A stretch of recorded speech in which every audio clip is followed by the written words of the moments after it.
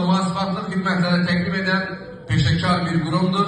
Şirket bizneslerinin mali ölçüsünü düzgün ve dəyik apararak mevcut kanun meclisinde tam uygunluğun temin etmesini karşısına məqsəd koyur. Kanun muhasebatlık şirketine teşekkür ederim. Kanun Muhasebatlık Hizmetleri Şirketinin təsisçi ve direktörü.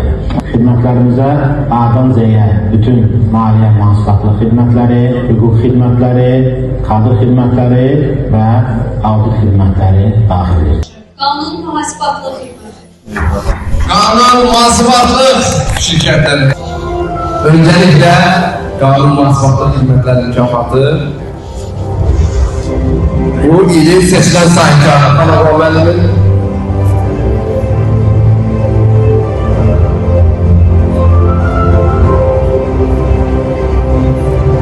teşekkür ederim. Bir şey.